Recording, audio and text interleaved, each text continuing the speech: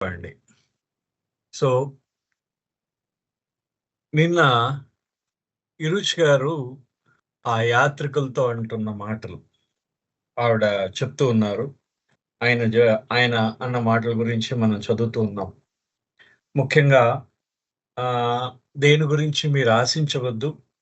మనం ఏదైనా ఆశిస్తే మనకి ఆ ఫలితాన్ని మనం నిజంగా ఆశించినట్టే మనం దాన్ని ఆశించక్కర్లేదు అని చెప్పేసంటారు. ఏదైతే నీకు నిజమైన లాభం ఏదైతే ఉందో, ఆశించకుండా ఉండడంలోనే నిజమైన లాభం ఉన్నది అని ఆయన చెప్పడం జరిగింది. ఈ రుచి గారు చెప్పడం జరిగింది. అదే విధంగా ఎవరైనా నీ మీద మూత్రం పోసారనుకుందాం బహుశా, అప్పుడు నీకు కోపం వస్తూ ఉంటుంది. దానికి ప్రతిస్పందిస్తావు. ఖచ్చితంగా కోపం వస్తుంది. కానీ ఆ కోపం వచ్చినప్పుడు నువ్వు ఒక్కసారి తమాయించుకొని అంటే కొంచెం ఓర్పు చూపించి దాన్ని ఇంకో విధంగా అంటే అతను నా మీద మూత్రం పోసాడు అని చెప్పేసి అనుకోకుండా, నాకు ఇంకొకసారి స్నానం చేసే అవకాశం దొరికింది అనే భావం కానీ నీలో మెలిగిన నాడు, అది మెదిలిన నాడు నీకు ఆ భావం మెదిలితే నీలో నువ్వేమవుతుందంటే నీకు కొంచెం నువ్వు నీ నిజమైన లాభాన్ని నువ్వు ఆర్జించుకున్నట్టే అని చెప్తారన్నమాట. ఖచ్చితంగా నువ్వు ఏదైతే నువ్వు స్థిరంగా నీ స్థిరత్వమే నిన్ను ఆధ్యాత్మిక మార్గంలో ముందుకు తీసుకువెళ్తుంది. ఆధ్యాత్మికమైన శిక్షణ అంటే నిన్ను నువ్వు నియంత్రించుకోవడము. నీ కోపాన్ని కానీ, నీ ఆశని కానీ వీటిని నియంత్రించుకోవడమే ఆధ్యాత్మికమైన శిక్షణ అని చెప్పేసి ఆయన చెప్పడం జరిగింది. ఇవన్నీ బాబా చెప్పారట ఇవన్నీ కూడా. ఆ తర్వాత మొత్తానికి ఇదంతా అంటూ నువ్వు నీ నీ యొక్క నీ స్వేచ్ఛకి నువ్వు స్వేచ్ఛకి నువ్వు ఆటంకం కాకూడదు. నువ్వేంటంటారంటే నీ స్వేచ్ఛను నువ్వు తాకట్టు పెట్టకూడదు. నీ స్వేచ్ఛని నువ్వు అమ్మేసుకోవాలట. అంటే నువ్వొక బానిస అయిపోవాలి ఆయన యొక్క సేవలో. ఆయన చెప్తాడు చూడండి, you have not to pawn your own freedom. అంటే నీ స్వేచ్ఛని నువ్వు తాకట్టు పెట్టుకోకూడదు. నీ స్వేచ్ఛని నువ్వు అమ్మేసుకోవాలి. But to sell yourself. నిన్ను నువ్వు అమ్మేసుకోవాలట. అంటే నువ్వు బానిస అయిపోవాలి అని చెప్తూ ఆ ఆ విధేయత గురించి ఆయన ఇరుచి గారు ఈ విధంగా అంటారు. అంటే ఆ యొక్క దివ్య ప్రియతముడు ఆయన సమక్షంలో అంటే ఆయన నువ్వు కోరుకుంటున్న పక్షంలో నువ్వు ఒక గొప్ప నాట్యకారుడిగా ఉండాలి. అంటే ఒక గొప్ప నర్తకిగా గాని, నర్తకుడిగా గాని ఉండాలన్నమాట. You need to be a great dancer, dance to any tune he place. ఆయన వేసే ఏ తాళానికైనా నువ్వు నాట్యం చేయగలిగి ఉండాలి. చూడండి ఎంత చక్కగా చెప్పాడో. అంటే నువ్వు ఒక గొప్ప నర్తకుడిగా కానీ, నర్తకిగా గాని నువ్వు ఉండాలి. ఆయన వేసే ఏ తాళానికైనా నువ్వు నాట్యం చేయగలిగి ఉండాలి. అంటే ఇది నువ్వేంటంటే ఆ చలనంలో అంటే నువ్వు ఆ శరణాగతి పొందడం అన్నమాట. సరెండర్ ఇన్ మోషన్ అన్నారాయన. అంటే మోషన్ అంటే ఏంటి? గతి. అంటే ఆ గతి అన్నమాట. అదే నిజమైన గతి అంటే చలనం. అంటే మూవ్‌మెంట్ కావడం అన్నమాట. మోషన్ అంటే మూవ్‌మెంట్ కావడం. అంటే నువ్వు మూవ్ అవుతూ ఆయనను శరణు కోరడం అంటే ఆయన ఏ విధంగా తాళం వేస్తే నువ్వు ఆ విధంగా అంటే బాబా ఏ విధంగా మన జీవితాన్ని తీసుకువెళతాడో ఆ విధంగా మనం జీవితాన్ని గడపడం అన్నమాట. దాన్ని ఆయన సరెండర్ ఇన్ మోషన్ అని చెప్పేసన్నారు. మనకి మన జీవితంలో ఆ తాళాలు మనకి ప్రతిరోజు కూడా మన జీవితంలో ఆహ్, నా ఆ తాళం మారుతూ ఉంటుంది. ఒకరోజు ఒక తాళం వేస్తాడు. ఆనందం అనే తాళం వేస్తాడు. ఒకరోజు బాధ అనే తాళం వేస్తాడు. ఒకరోజు పొగడ్త అనే తాళం వేస్తాడు. ఒకరోజు అవమానం అనే తాళం వేస్తాడు. ఒకరోజు లాభం అనే తాళం వేస్తాడు. ఒకరోజు నష్టం అనే తాళం వేస్తాడు. సో, ఆ తాళాన్ని నువ్వెంచుకోవడం కాదు. నువ్వేం ఎంచుకోవాల్సిన అవసరం లేదు ఆ తాళాన్ని. ఆ నాట్య వేదిక ఎక్కడా అని ఆలోచించకు. నువ్వు దాని గురించి కూడా నువ్వు ఆలోచించాల్సిన అవసరం లేదు. వేదిక ఎక్కడా అని ఆలోచించాల్సిన అవసరం లేదు. ఆ తాళం ఎటువంటిది అని ఆలోచించాల్సిన అవసరం లేదు. అయితే నువ్వు ఎవరు చూస్తున్నారని కూడా ఆలోచించాల్సిన అవసరం లేదు. ఆయన తాళం వేశాడు, నువ్వు నాట్యం చేయడమే. నువ్వు పొగడ్త కోసం నాట్యం చేయకూడదు. ఏదో అందరి దృష్టి ఆకర్షించాలని నాట్యం చేయకు. ఆయన తాళం వేస్తున్నాడు కాబట్టి నువ్వు నాట్యం చేస్తున్నావు అని నాట్యం చేయాలన్నమాట. ఆయన ఆయన ఇక్కడ ఈరోజు గారు ఒక గొప్ప పదం వాడారు. To obey him is to exercise your freedom. ఆయనకి విధేయత ప్రకటించడమే నువ్వు నీ యొక్క స్వేచ్ఛ అన్నమాట. ఆయనకి విధేయుడుగా ఉండడమే నీకు స్వేచ్ఛాయుతమైన పని. అంటే చూడండి, బాబా గురించి ఎంత లోతుగా ఆయన చెప్పగలిగాడో మనం అంటే ఆయన తాళం వేస్తున్నాడు. ఆ తాళానికి అనుగుణంగా మనం ఎప్పుడూ ఆయన తాళానికి అనుగుణంగా నాట్యం చేయాలిట. అంతే. ఆయనకి విధేయుడుగా ఉండడమే మన స్వేచ్ఛను ఉపయోగించుకోవడం అన్నమాట. అంటే మొత్తం ప్రపంచం అంతే ఏం చెప్తుంది? స్వేచ్ఛ అంటే నువ్వేం చేయగలవో అది చేయడాన్ని స్వేచ్ఛ అంటుంది. కానీ హిరోషి గారు ఇక్కడేమంటున్నారు? నిజమైన స్వేచ్ఛ ఎక్కడుందంటే నిన్ను నువ్వు అప్పగించుకోవడంలో ఉంది. నువ్వు సరెండర్ అవ్వడంలో నిజమైన స్వేచ్ఛ ఉందన్నమాట. అంటే ఇక్కడ హిరోషి గారు ఒక మాట వాడారు. I exercised my freedom to become his slave అన్నారు. అంటే నేను నా స్వేచ్ఛని ఆయనకి బానిసవుదామని ఉపయోగించుకున్నాను అని చెప్తున్నారు. అంటే ఇది చాలా అంటే బలవంతం బానిసత్వమా? నిజంగా బలవంతం బానిసత్వమా ఇది? కాదు కదా! ఇది ప్రేమపూర్వక బానిసత్వం. ఎప్పుడైతే ప్రేమ పరిపూర్ణం అవుతుందో ఆ యొక్క విధేయత ఖచ్చితంగా ఆ విధేయత పొంగుకుంటూ వస్తుందట.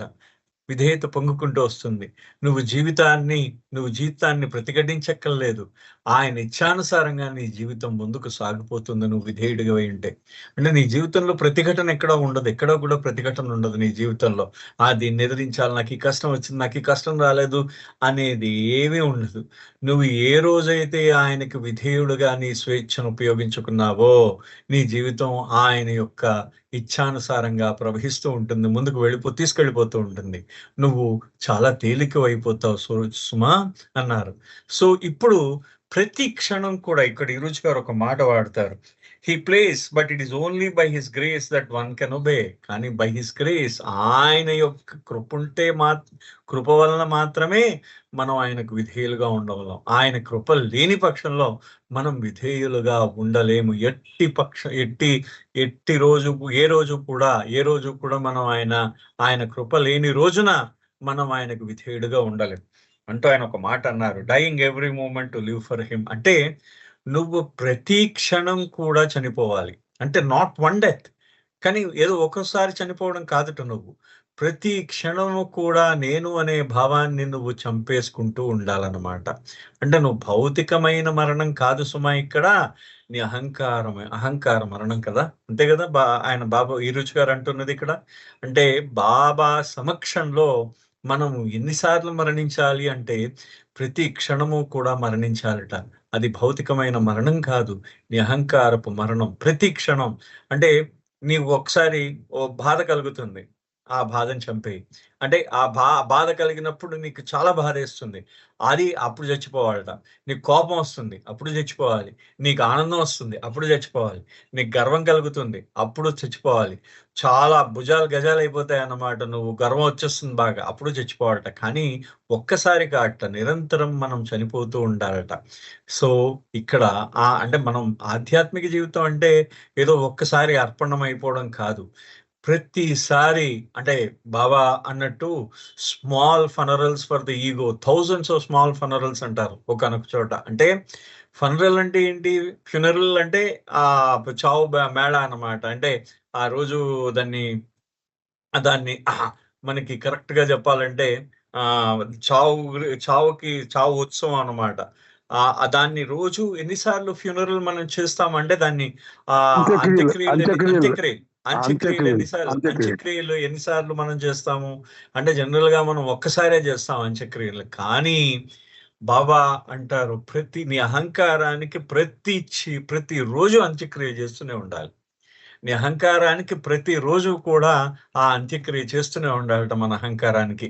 సో ఆ విధంగా ఆయన చెప్తూ ఉంటారు, బాబా అంటారు ఆ మాటకి. So not one death but every moment.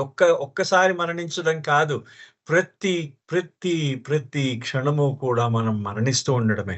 మనం మరణించడం అంటే నిజంగా మనం చనిపోవడం కాదు సుమా. అది అక్కడ బాబా అన్న మాట ఏంటంటే అక్కడ డైయింగ్ ఎవ్రీ మూమెంట్ అంటే ప్రతి క్షణం మరణించడం అంటే నీ అహంకారాన్ని చంపుకోవడం నిరంతరంగా. సో మనం అహంకారాన్ని ప్రయత్నపూర్వకంగా మనం చంపుకోలేం.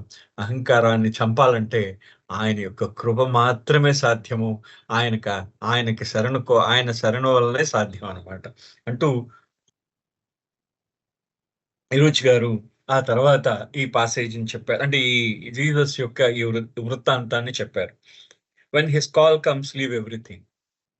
ఆయన పిలుపే వచ్చున నాడు చూడండి. మెహర్ బాబా అనే పిలుపు, ఆ పిలుపు వచ్చిన నాడు నువ్వు సర్వాన్ని వదిలేయి అన్నారు. ఆ పిలుపు నీకొచ్చిన నాడు నీకు సర్వాన్ని వదిలేయి. I remember reading in the school the passage about Jesus walking on the road and telling a man to leave everything and follow me. నా స్కూల్‌లో నేను చదువుకున్న ఒక కథ నాకు గుర్తొస్తుంది. జీసస్ క్రైస్ట్ రోడ్డు మీద నడుస్తూ ఉన్నారు. ఆ త్రోవన నడుస్తున్నప్పుడు ఆయన ఒక వ్యక్తికి చెప్పాడనమాట. "నువ్వు అన్నీ వదిలేసి నన్ను అనుసరించు" అన్నాడు. అనేసరికి but the man replied that there was death in his house. How can he live? ఆ వ్యక్తి ఏం చెప్పాడు? "అయ్యా, నా ఇంట్లో ఒకాయన మరణించాడు. నా ఇంట్లో మరణించినప్పుడు అది ఒక నా ఇంట్లో మరణం జరిగింది. సో, నేనెలా వదిలి వచ్చేస్తాను నా ఇంటి నుంచి" అన్నాడనమాట ఆయన.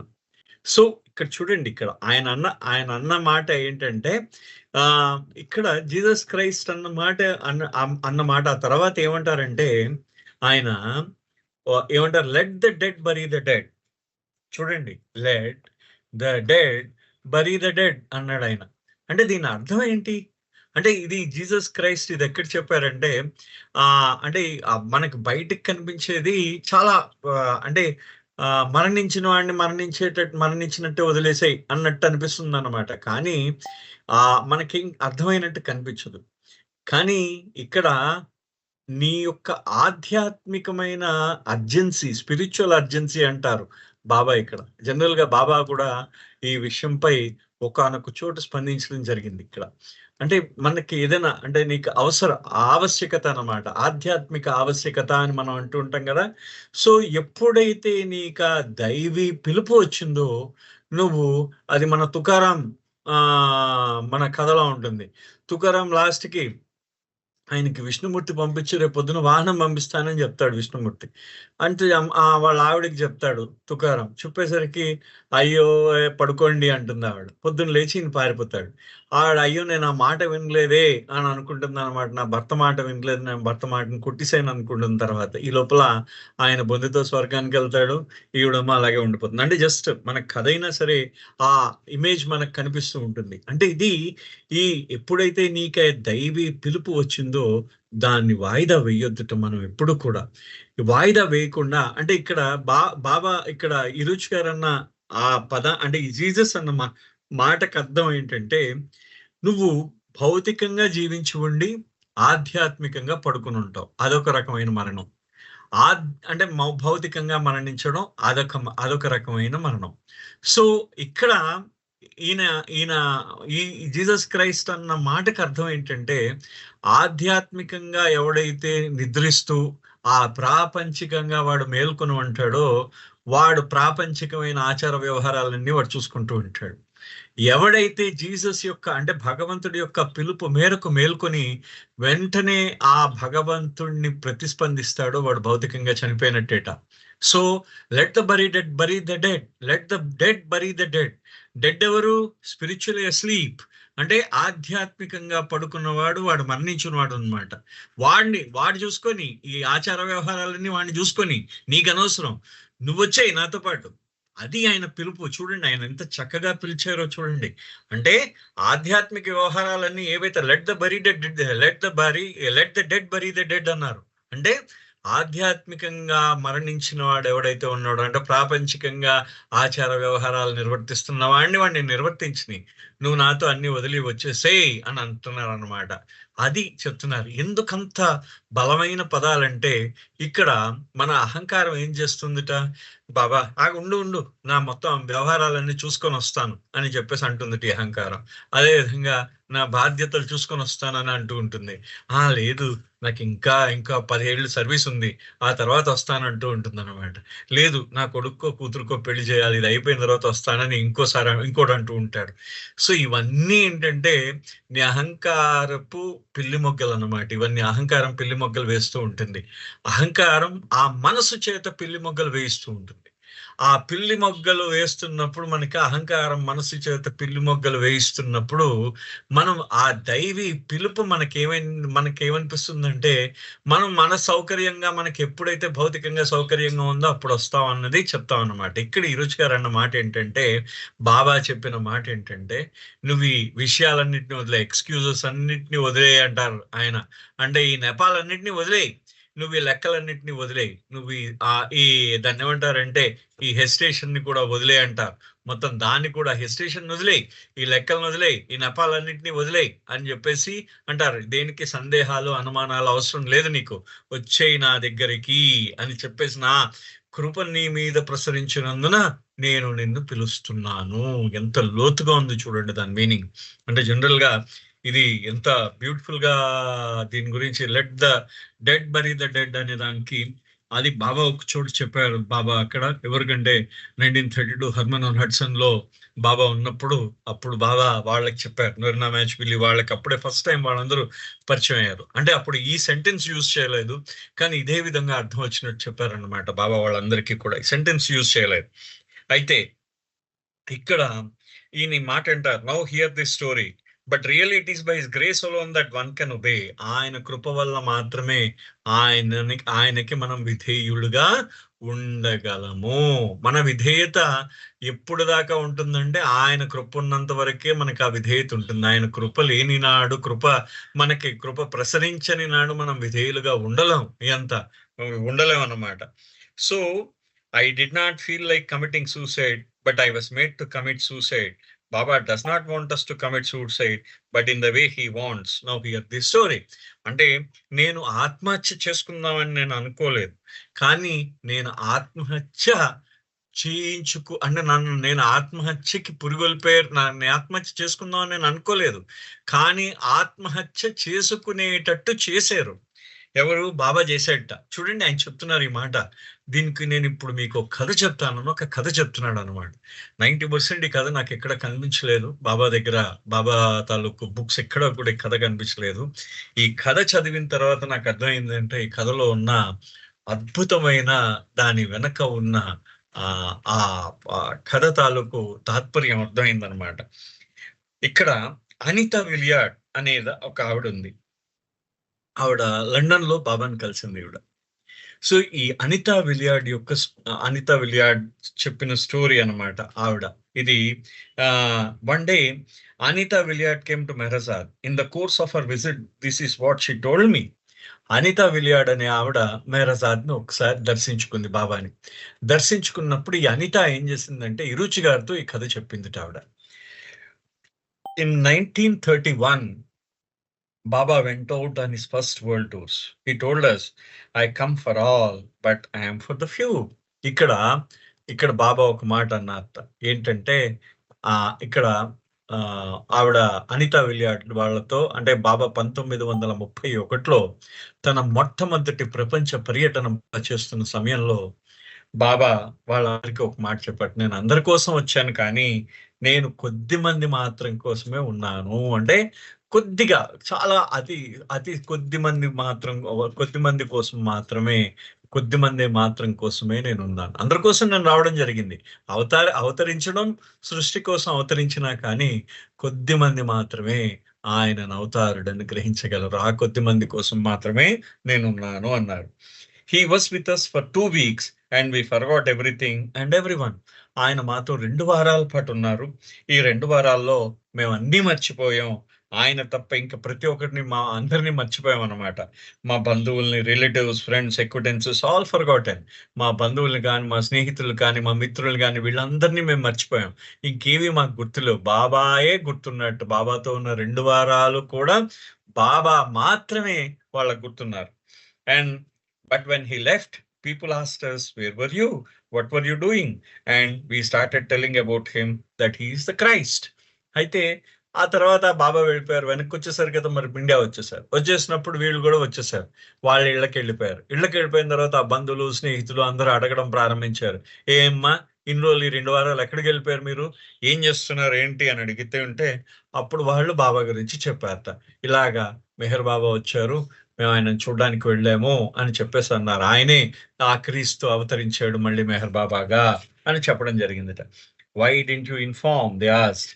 And we would say completely forgot about them and everything else in his presence. అయితే వాళ్ళు అడిగేవారట, ఎందుకు మాకు చెప్పలేదు, మేము కూడా వెళ్ళేవాళ్ళం కదా మెహర్ బాబా దగ్గరికి అని అన్నారట. అనేసరికి ఆ అనిత విలియర్డ్ ఆవిడ అనేదట వాళ్ళ బంధువులతో, మేము ఆయన సమక్షంలో అన్ని మర్చిపోయాం, ఏమీ మాకు గుర్తులేదు అని ఆవిడ చెప్తూ ఉండేదిట. But we wrote to Baba and who told him that our relatives were anxious to see him. కానీ మేము బాబాకు ఉత్తరం రాసి మేమేం చెప్పామంటే, బాబా ఇలాగ మా బంధువులు, స్నేహితులు అందరూ కూడా మిమ్మల్ని కలుద్దాం అని అనుకుంటున్నారు. మీ యొక్క దర్శనం చేసుకుందాం అని అనుకుంటున్నారు అని చెప్పి, ఈ యొక్క అనితా విలియర్డ్ వాళ్ళు ఆ 1931లో బాబాని కలిసిన వాళ్ళందరూ కూడా వాళ్ళు బాబాకు ఉత్తరం రాశారు. Baba told us not to inform them except when he tells us. Baba చెప్పారట, నేను చెప్పేదాకా వాళ్ళెవరికీ నేను వస్తున్నట్టు చెప్పకండి అని చెప్పారట. So when Baba came again we told no one and the days passed happily in his company. మళ్ళీ వచ్చారు బాబా. 1931 తర్వాత 32లో వచ్చారు కదా! అప్పుడు 5 సార్లు వచ్చారు. కంటిన్యూయస్‌గా ప్రతి సంవత్సరం 6 నెలలకు ఓసారి వచ్చారు బాబా. అలా వచ్చినప్పుడు బాబా ఎవరికి అప్పుడు వాళ్ళకి ఎవరికీ చెప్పొద్దన్నారట బాబా. ఆ బాబా యొక్క ఆయన సహచర్యంలో వీళ్ళు ఎన్ని రోజులైతే బాబా ఉన్నారో అన్ని రోజులు హాయిగా, సంతోషంగా గడిపేశారు ఈ పాశ్చాత్యులందరూ కూడా. Then he left us, and this time when our relatives and friends found about Meher Baba had come once again, and still we had failed to tell them, well, you can imagine they were very cross with us. అయితే అయితే ఆయన బాబా వెళ్ళిపోయారు. వెళ్ళిపోయిన తర్వాత మా స్నేహితులకి, బంధువులకి అందరికీ కూడా బాబా మళ్ళీ వచ్చారు. మళ్ళీ మళ్ళీ ఆయన మళ్ళీ ఆ ప్రపంచ పర్యటనకి అమెరికా, అది ఇంగ్లాండ్ వచ్చారని తెలిసింది. తెచ్చేసరికి మా స్నేహితులు, బంధువులు బాబా మళ్ళీ వచ్చారని తెలిసిన తర్వాత, మేము వాళ్ళని పిలవలేదని వాళ్ళకి తెలిసిన తర్వాత, వాళ్ళకి మా మీద చాలా కోపం వచ్చింది. మా స్నేహితులకి, బంధువులకి చాలా కోపం వచ్చిందట. క్రాస్ అంటే కోపం అన్నమాట. వాళ్ళందరికీ చాలా క్రాస్. ఆ కోపం వచ్చిందట వాళ్ళకి. So again we wrote to Baba. We said that we have to live with this people and they want to meet you. బాబాకి రాశారట మళ్ళీ వీళ్ళందరూ, బాబా మేము మా స్నేహితులతో, మా బంధువులతో మేము రోజు జీవించాలి కదా! మిమ్మల్ని వాళ్ళు దర్శించాలనుకుంటున్నారు. మీరు ఏదో ఒకటి చూడండి అని చెప్పేసి మళ్ళీ బాబాకి వీళ్ళు ఉత్తరం రాశారు. Baba replied, all right, next time I come I will keep one day open for the public and those who want to see me. Next ఈసారి నేను వచ్చినప్పుడు ఒక రోజు ఆ యొక్క పబ్లిక్ దర్శనం, ప్రజా దర్శనం ఒక రోజు ఇస్తాను. సో ఆ రోజు వచ్చి వాళ్ళు నన్ను దర్శించుకోవచ్చు అని బాబా చెప్పడం జరిగింది. So on Baba's next trip, we arranged for a big hall in which Baba could meet the public. And when the day dawned, we were all very excited to be able to bring our families and friends to Baba. He was seated in a chair in the corner of the hall. We introduced our relatives and friends to Meher Baba, and he greeted each one warmly, saying how happy he was to meet them. And they shook his hand and said, "How do you do, Mr. Meher Baba?" అయితే ఆ తర్వాత బాబా ట్రిప్‌లో, ఆ తర్వాత యాత్రలో ఏదైతే ఆ తర్వాత దీంట్లో బాబా మళ్ళీ వచ్చారట. ఆ తర్వాత యాత్రలో, పర్యటనలో బాబా ఏం చేశారు, వీళ్ళ బంధుమిత్రులందరికీ కూడా దర్శనం ఇవ్వడానికి బాబా ఒప్పుకున్నారు కదా! అయితే ఆ తర్వాత పర్యటనలో ఓ పెద్ద హాల్ ఏర్పాటు చేశారు. ఆ హాల్‌లో మొత్తం ఈ ప్రజా దర్శనం కోసం ఏర్పాటు చేశారు. ఆ ప్రజా దర్శనం రోజు రాంగానే బాబా ఒక మూలగా ఒక చైర్ వేసుకొని కూర్చున్నారు. అంటే కుర్చీ వేసుకొని కూర్చున్నారట ఒక కార్నర్‌లో మూల. సో వీళ్ళందరూ కూడా ఎవరైతే ఉన్నారో ఈ పాశ్చాత్యులందరూ కూడా వారి బంధుమిత్రులందరినీ కూడా తీసుకురావడం జరిగింది. ప్రతి ఒక్కళ్ళు కూడా బాబాని నమస్కారం చేసి, బాబాని పలకరించి, బాబాకి షేక్ హ్యాండ్ ఇచ్చారు. షేక్ హ్యాండ్ ఇచ్చి బాబా అందరికీ చెప్పారట. బాబా షేక్ హ్యాండ్ ఇస్తే ఏమని చెప్పారట, మిమ్మల్ని కలుసుకోవడం చాలా సంతోషంగా ఉంది అని అన్న వెంటనే వాళ్ళు కూడా షేక్ హ్యాండ్ ఇచ్చి, బాబా ఎలా ఉన్నారు, how do you do Meher Baba మీరు ఎలా ఉన్నారు అని అడిగారట అందరూ కలిసి. So into this crowd suddenly rushed a very young and beautiful girl. No one seemed to know her, and she did not seem to know any of us. She is looking at all the people and does not know what to do until her glance fell on Baba seated in the corner of the room. ఆ సమయంలో ఒక యువతి వచ్చిందనమాట అక్కడికి. యువతి అంటే సాధారణంగా మనకి ఒక 18 ఏళ్ళు, 18 నుంచి ఒక 22 మధ్యలో ఉన్న ఆ 25 మధ్యలో ఉన్న ఆవిడని యువతి అని అంటాం మనం. పెళ్లి కాని యువతి అని అంటాం. ఆ యువతి వచ్చిందనమాట. ఆవిడ ఏం చేసిందంటే హాల్లోకి వచ్చిందట. ఆవిడకి ఏం చేయాలో తోచలేదు. ఇటు అటు చూసింది. అక్కడ అందరూ జనాలు ఉన్నారు. అయితే ఆవిడ దృష్టి ఒక్కసారి ఒక మూలగా కుర్చీలో కూర్చున్న మెహర్ బాబా మీద పడింది. ఆవిడ దృష్టి, ఆ యువతి యొక్క దృష్టి మెహర్ బాబాపై పడింది. Without hesitating she runs to him. అయితే ఆవిడేమీ ఆలోచించలేదు, గబగబా బాబా దగ్గరికి పరిగెత్తుకుంటూ వెళ్ళిపోయింది. Falling on her knees, she starts crying loudly. Baba places her head gently in his lap and soothes and pacifies her. There is pin drop silence. చూడండి, అక్కడ బాబా ఏం చేశారంటే, అక్కడ ఆ సమయంలో ఆ యువత ఏం చేస్తుంది, బాబాని చూసింది అనమాట. చూసి గబా పరిగెడుతూ తన మోకాళ్ళపై బాబా ముందు కూలబడిపోయి, బాబా ఆ 2 ముడుకుల మీద, కుర్చీలో కూర్చున్నారు కదా, 2 ముడుకుల మీద ఆవిడ తలంచి వెక్కి ఆడవడం ప్రారంభించింది. బాబా కూడా ఏం మాట్లాడలేదు. చాలా గట్టిగా ఏడుస్తున్నారు ఆవిడ. బాబా తన చెయ్యి ఆ యువతి తల మీద పెట్టారన్నమాట. పెట్టి ఆయన మెల్లిగా ఆ అమ్మాయిని ఓదారుస్తున్నారనమాట. ఓదారుస్తూ ఆయన మెల్లిగా శాంతపరుస్తూ ఊరడిస్తూ ఉన్నారు బాబా. మెల్లిగా ఆ అమ్మాయికి ఉపశమనం కలిగిస్తున్నారు బాబా మెల్లిగా. అక్కడ అసలు చాలా నిశ్శబ్దం అయిపోయింది అనమాట. అంటే పిన్ను కూడా పడితే వినిపించే అంత నిశ్శబ్దం అయిపోయింది. అంత నిశ్శబ్దంగా మారిపోయింది హాల్ అంతా. After few minutes she lifted her head and said to her, you are so beautiful and you are so young and healthy, why are you so miserable. అమ్మా, నువ్వు ఇంత అందంగా ఉన్నావు బాబా అన్నారట. అంటే బాబా చెప్తున్నారనమాట. బాబా అమ్మాయితో అంటున్నారమ్మా, నువ్వు ఇంత అందంగా ఉన్నావు, ఆరోగ్యకరంగా ఉన్నావు, ఇంత యవనంలో ఉన్నావు, అంటే ఇంకా చిన్న దానివి నువ్వు, అయినా ఇంత దుఃఖంతో ఎందుకున్నావమ్మా అని అడిగారట బాబా. ఎందుకు నీకు ఇంత దుఃఖం ఉంది అని అడిగారు బాబా. She cried. ఆవిడ ఏడ్చిందిట. I know that I am young and that I am beautiful and healthy and I am even very wealthy and I am very miserable. ఆవిడ అందిట, నాకు తెలుసు, నేను యవనంలో ఉన్నాను, నేను చాలా అందంగా ఉన్నాను, చాలా ఆరోగ్యవంతంగా ఉన్నాను, అదే కాక నేను చాలా ధనవంతురాలిని కూడా. చూడండి, నేను చాలా ధనవంతురాలిని కూడా, కానీ నేను అత్యంత దురదృష్టం, అంటే నాకు అత్యంత బాధలో ఉన్నాను. There seems to be no way out but to commit suicide.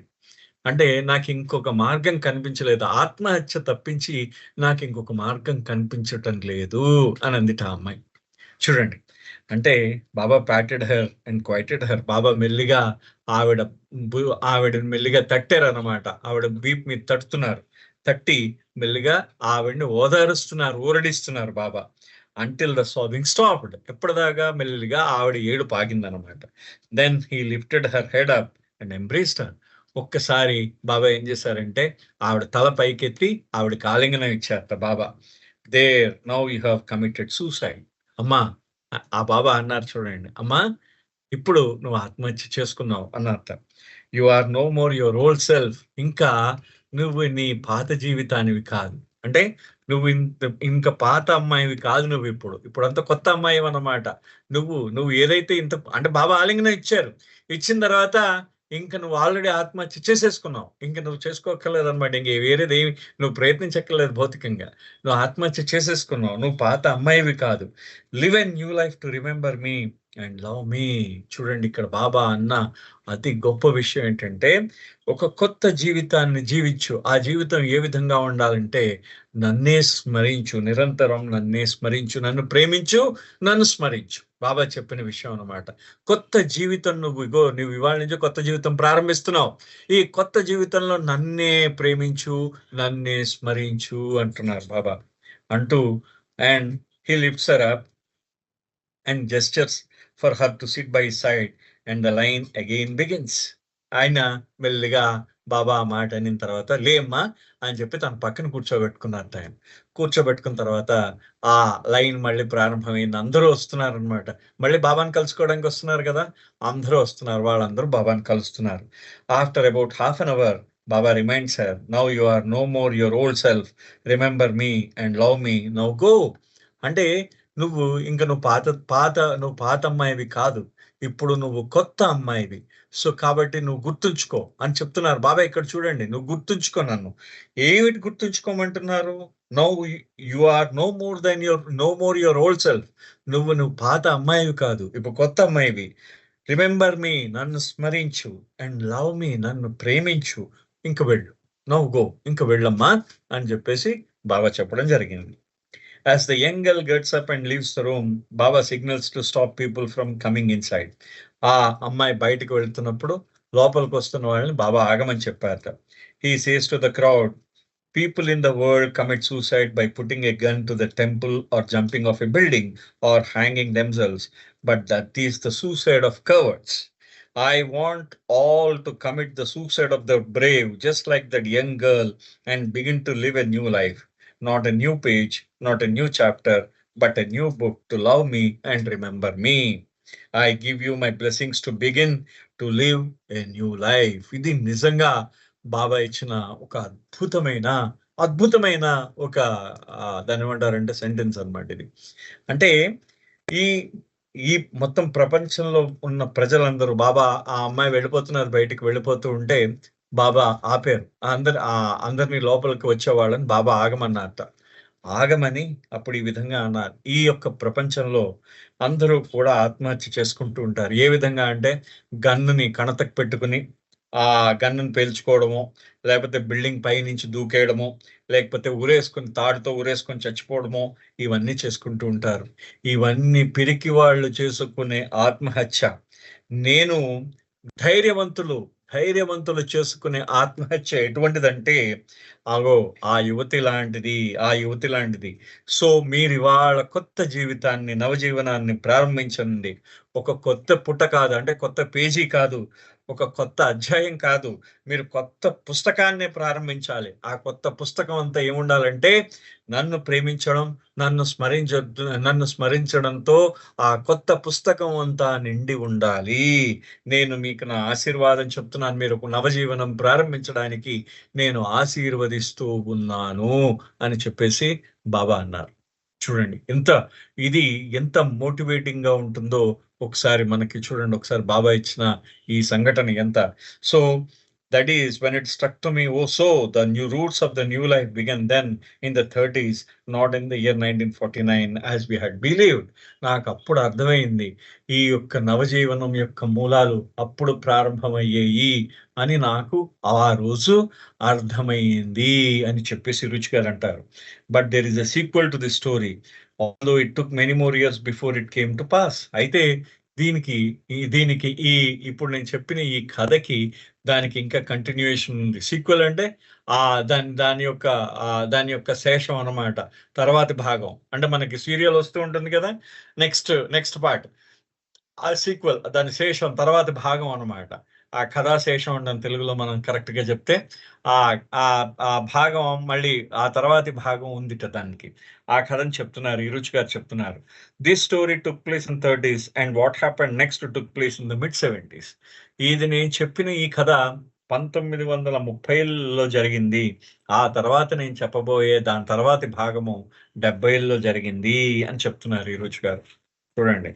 So it was the pilgrim season and a young, pretty, energetic young lady named Jane came here for the first time and wanting to know every detail about Meher Baba. అయితే అప్పుడు యాత్రికులు వచ్చే రోజులో ఒక మంచి అందమైన, ఆరోగ్యకరమైన చాలా మంచి అందంగా ఉన్న ఒక యువతి వచ్చిందట బాబాని చూడ్డానికి దర్శనార్థం మెహరాబాద్‌కి. సో, బాబా గురించి తెలుసుకుందామని ఆవిడ ఏం మొట్టమొదటిసారనమాట. అదే మొదటిసారి రావడం ఆవిడ మెహరాబాద్‌కి రావడం. సో, బాబా గురించి తెలుసుకుందామని ఆవిడొచ్చింది. And during the 3 weeks she was with us, I never spared myself. In those days, I still took pilgrims to Ellora Caves and Imampur, and this young woman never missed any of the trips. అయితే ఆ pilgrim అంటే నేను ఆ రోజుల్లో ఏం చేసేవాడినంటే, బాబా ఇరోష్‌ని తీసుకొని అక్కడి నుంచి ఇమాంపూర్ లాస్ట్ నవజీవనం ఆఖరి రోజుల్లో ఇమాంపూర్ నుంచి వస్తారు. ఆ ఎల్లోరా కేవ్స్‌లో నవజీవనం చేస్తారు. అవన్నీ చూపించేవారట. కుల్దాబాద్ ఇవన్నీ ఇరుచి గారు తీసుకెళ్ళి చూపించేవారట వాళ్ళందరికీ ఆ రోజుల్లో. సో, అదే విధంగా ఇరుచి గారు వీళ్ళని కూడా ఈ యాత్రికుల్ని కూడా ఆ మెహరాజాద్ వచ్చిన యాత్రికుల్ని కూడా ఇరుచి గారు తీసుకువెళ్ళి చూపిస్తూ ఉండేవారు. అన్ని చూపిస్తూ ఉండేవారు. బాబా ఇక్కడున్నారు, ఇక్కడున్నారు అని చూపిస్తూ ఉండేవారనమాట ఆయన. అయితే ఆయన ఆ రోజు it seemed she was really enjoying herself and taken with babas atmosphere. ఆవిడ తనకి తాను చాలా ఆనందపడుతూ ఆ బాబా యొక్క వాతావరణాన్ని ఆవిడ అమితానందం పొందుతుంది. ఆ బాబా యొక్క వాతావరణంలో అమితానందం పొందుతున్నది అని చెప్పేసి అంటాడాయన. It was a weekend. So, I was with the pilgrims in Meherazad when she came up to me. అది ఆ వారాంతం అనమాట. వారం ఆఖరు. ఆ వారాంతంలో నేను మెహరాజాద్‌లో యాత్రికులతో ఉన్నప్పుడు ఆవిడ నా దగ్గరికొచ్చింది. "Eruch" she said, "tomorrow I will be leaving here in the evening." I told her, "Well, you may be leaving here, but keep Baba close to you and hold him tight." ఆయనేమన్నట్ట, ఆ రోజు మెహరాజాద్‌లో అందరూ ఉన్నప్పుడు ఆవిడొచ్చి ఇరుచి దగ్గరకొచ్చి, "ఇరుజ్, రేపు సాయంకాలం నేను వెళ్ళిపోతున్నాను" అంటే, "అమ్మా నువ్వు ఇక్కడి నుంచి వెళ్ళిపోయినా బాబాని మాత్రం నువ్వు బాబాని దగ్గరకు పెట్టుకో. బాబాని గట్టిగా కాగిలించుకో. అంటే గట్టిగా పట్టుకో. గట్టిగా టైట్‌గా చాలా గట్టిగా పట్టుకొనుండు" అని చెప్పేసందంట. అని ఇరుచి గారు ఏం చేశారు, I embraced her and he left with the rest of the pilgrims. నేను ఆవిడకి ఒక ఆలింగనం ఇచ్చాను. ఆలింగనం ఇచ్చిన తర్వాత మిగతా యాత్రికులతో ఆవిడ వెళ్ళిపోయింది. The following day was a Monday and I went to the trust office and by then I had completely forgotten about Jain and our farewell. ఆ తర్వాత మర్నాడు నేను ట్రస్ట్ ఆఫీస్‌కి వెళ్ళాల్సిన అవసరం ఉంది. ఆ రోజు మండే రోజు నేను ట్రస్ట్ ఆఫీస్‌కి వెళ్తాను కాబట్టి, నేను ట్రస్ట్ ఆఫీస్‌కి వెళ్ళే హడావిడిలో ఈవిడ జైన్ గురించి అంతా మర్చిపోయాను నేనింకా. I was caught in Baba's work in front of me, but around 12 noon, the phone rings at the office. I am told it is for you, Iroj. అయితే నేను నా పనిలో పడిపోయాను. ట్రస్ట్ ఆఫీస్‌కి వెళ్ళి నా పని చూసుకుంటూ ఉన్నాను. బాబా పని చూసుకుంటూ ఉన్నాను. ఈ లోపల నాకు చెప్పారనమాట. "ఈరోజు నీకు ఫోనొచ్చింది" అని 12 గంటల ప్రాంతంలో నాకు చెప్పడం జరిగింది. So, I go and answer the phone. "Yes, this is Iruj speaking. Who is calling?" "This is Jane. I have forgotten her last name after so many years." I was surprised to hear her voice and inquired, "Yes, Jane, what is it you want? I thought you were leaving today." "I am leaving tonight, but I need to see you urgently. It's very important that I see you. Please, can you give me just few minutes?" I said.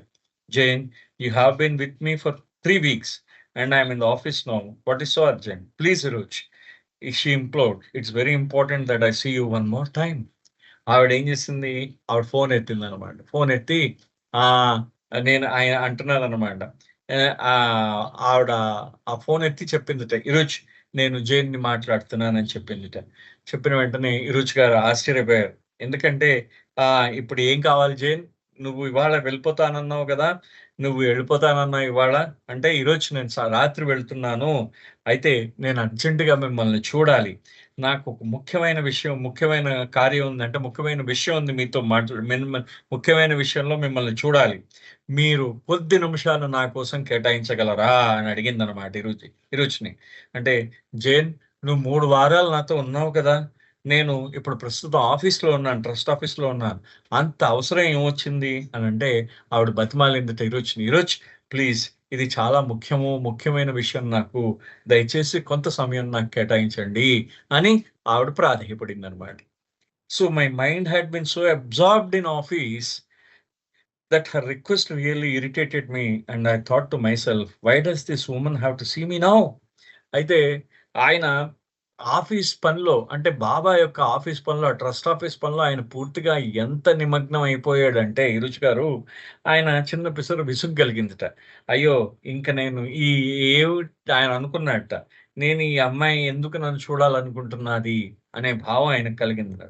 But there must be some reason why she has been called like this. So I told her, all right, you can come for tea. Be here at 2:30 PM.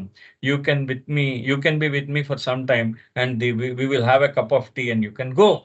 అయితే ఆయన కొంచెం ఇబ్బంది పడ్డాడనమాట. కొంచెం కోపం వచ్చింది గూడా. ఎందుకు ఈ అమ్మాయి ఉండాలనుకుంటుందని. కానీ ఆయనకు అనిపించిందట. బాగా ఏదో చాలా బలమైన కారణం ఉండుంటే కానీ ఆ అమ్మాయి నన్ను చూడాలనుకోదు కదా అని అనుకున్నారు తిరుచి గారు. అనుకుని వెంటనే ఆయన ఏమన్నారంటే, "అమ్మా, మధ్యాహ్నం 2:30 కల్లా ఇక్కడికి రా. నువ్వు నాతో కొద్ది సమయం గడపవచ్చు. అప్పుడు ఒక కప్పు టీ తీసుకొని ఇద్దరం టీ తాగుతూ మాట్లాడుకొని నువ్వు వెళ్ళిపోవచ్చు" అని చెప్పేసి రుచి గారు అన్నారట. She thanked me and said she would be there. ఈ రుచి గారు ఏం చేశారంటే ఆవిడకి ఆవిడ ఏం చేసిందంటే ఈ రుచి గారికి థాంక్స్ చెప్పి నేను 2:30 కల్లా వస్తానంది. By the time 2:30 had rolled around, I had completely forgotten about the appointment. But when I saw her, I said, "Oh, Jane, you have come." I told her to sit down at my table on the back veranda. She took a seat opposite me and I said, "So, Jane, what did you want to tell me?" There is silence. "Speak up, Jane, you want to say something." You see, my mind was preoccupied with the office work and there was not much time. అయితే ఆయన ఆయన రుచి గారు అన్నట్టు 2:30కి ఆయన పని హడావిడిలో పడి ఆయన మర్చిపోయాడు ఈ అమ్మాయి వస్తున్నదని. సరే ఈ లోపల ఏమైందంటే ఆ అమ్మాయి కనిపించేసరికి అప్పుడు మళ్ళీ గుర్తొచ్చింది రుచి గారికి. ఓహో! ఈ అమ్మాయి వచ్చింది కదా అనుకున్నారట. అనుకుని, "ఆ! జేన్, ఎందుకొచ్చావు? కూర్చో. నా టేబుల్ దగ్గర కూర్చో" అని ఆయన టేబుల్ దగ్గర కూర్చోబెట్టారట. ఆయన మనసంతా ఆయన చేయాల్సిన పని మీద నిమగ్నం అయిపోయింది. అప్పుడు ఆయన అన్నారట, "జేన్, ఏం చెప్పాలనుకుంటున్నావు? నువ్వేదో నాకు చెప్పాలనుకుంటున్నావు. చెప్పు. నువ్వు నాకేదో చెప్పాలనుకుంటున్నావు కదా" అని చెప్పేసి అన్నారట ఇరుచి గారు. అనేసరికి ఫైనల్లీ షీ సెడ్, మొత్తానికి ఈ చివర్లో ఆవిడ ఈ విధంగా చెప్పింది. "I just want to hear one more Baba story. Eruch, నీ దగ్గర నుంచి ఇంకొక్క బాబా కథని నేను వినాలనుకుంటున్నాను" అని చెప్పిందిట. చూడండి. And for the past 3 weeks, I have been telling you Baba stories. Iruch, she sighed, "Please, just one more. It's very important. I just want to hear one more story about Baba." ఆవిడ ఇరుచితో ఏమడిగింది చూడండి. "ఇరుచ్, నాకు ఒకే ఒక్క బాబా కథ చెప్పు ఇరుచ్" అందనమాట ఆవిడ. అనిన తర్వాత ఇరుచి గారు అన్నారు, "అమ్మా, గత 3 వారాల నుంచి నువ్వు నా బాబా కథలు వింటున్నావు నా దగ్గర" అని వెంటనే, "కాదు ఇరుచ్, ఇది చాలా ముఖ్యం నాకు. ఒకే ఒక్క బాబా కథని చెప్పు" అని చెప్పేసి ఆవిడ అందనమాట. ఈ జేన్ అనే ఆవిడ అనింది. అనేసరికి నాకొక్క కథ వినాలనుంది బాబాది అని అన్న వెంటనే, "I tell you what to say. It is a very painful experience for me." I did not say that to her, but I thought to myself, what is this madness? ఆయన ఆయన అన్నాడు, ఇరుచి గారు చెప్తున్నారు. అది నాకు చాలా బాధాకరమైన అనుభవం కలిగింది ఆ సమయంలో. ఎందుకంటే 3 వారాల నుంచి నేను వీళ్ళకి కథలు చెప్పాను. అయినా ఇంకో కథ చెప్పమంటుంది. ఇదేం పిచ్చితనం అని ఆలోచిస్తూ ఉన్నాను నేను. నాకు కొంచెం బాధ కలిగింది. That is really how I felt, but at the same time she loved Baba and I can't just tell her, "Get out from here. You have heard enough."